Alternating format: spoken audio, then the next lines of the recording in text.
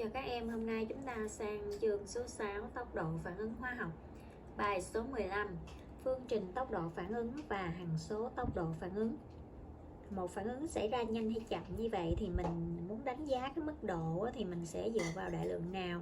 Thì hôm nay chúng ta sẽ cùng tìm hiểu. Thứ nhất là tốc độ phản ứng. Thì khái niệm tốc độ phản ứng là nhà mình để đánh giá cái mức độ nhanh chậm của một cái phản ứng. Theo thời gian thì nồng độ sản phẩm và các chất sẽ thay đổi. Vì vậy là người ta sẽ đưa ra tính tốc độ trung bình.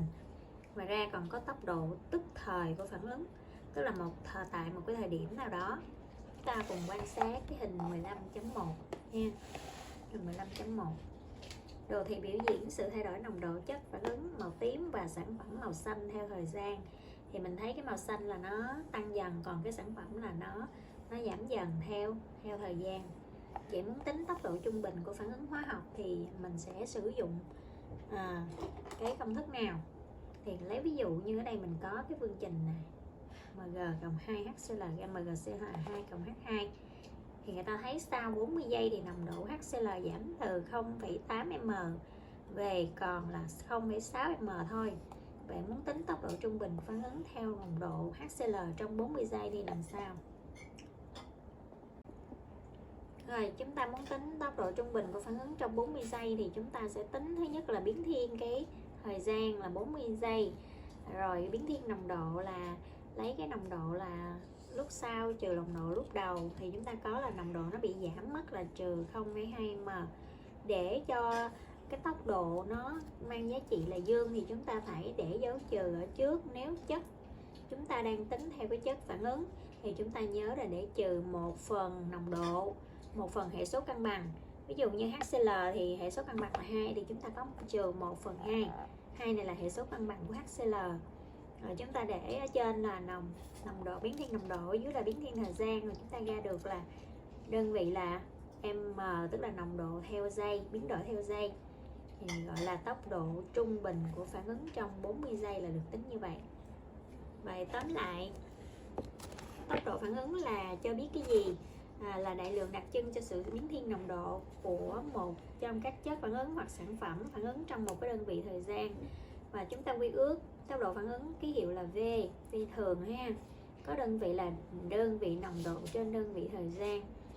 Và tốc độ trung bình được tính bằng tốc độ được tính trong một cái thời gian phản ứng thôi. Ví dụ như mình có phương trình tổng quát là A nhỏ A lớn cộng B nhỏ B lớn, K C nhỏ C lớn cộng D nhỏ D lớn. Thì ở đây chất tham gia là A lớn B lớn, sản phẩm là C lớn D lớn. Vậy thì chúng ta có công thức tính tốc độ trung bình như thế này. Thì chất nếu mà tính theo cái chất tham gia thì là trừ ha, trừ, còn tính theo sản phẩm thì là không có dấu trừ. Rồi chúng ta nhớ là lấy biến thiên cái nồng độ chia cho biến thiên thời gian thì chúng ta ra được cái tốc độ trung bình của cái phản ứng đó. Tiếp theo mình sang phần số 2 là biểu thức tốc độ phản ứng. Thì đầu tiên thì chúng ta phải nắm là tốc độ phản ứng phụ thuộc vào nhiều yếu tố. Thì người ta đã đưa ra được một cái ở một cái nhiệt độ không đổi thì tốc độ phản ứng sẽ tỷ lệ với tích số nồng độ các chất tham gia phản ứng với số mũ thích hợp.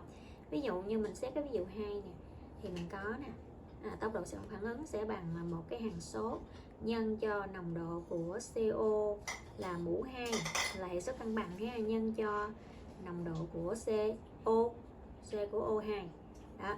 Như vậy là tính theo các chất tham gia, không tính theo các chất sản phẩm. Vậy chúng ta rút kết lại là cái gì? Muốn tính V thì chúng ta lấy hằng số K là hằng số tốc độ phản ứng nhân cho nồng độ của các chất tham gia, mũ là hệ số cân bằng, được chưa? Rồi nồng độ các chất tham gia ở một cái thời điểm đang xét. Thì chúng ta lưu ý khi nồng độ cho phản ứng bằng đơn vị 1m thì K sẽ bằng với V. Vậy K là gì? Là tốc độ phản ứng hay và được gọi là tốc độ riêng, là ý nghĩa của hằng số tốc độ phản ứng. K này chỉ phụ thuộc vào bản chất của phản ứng và nhiệt độ ha.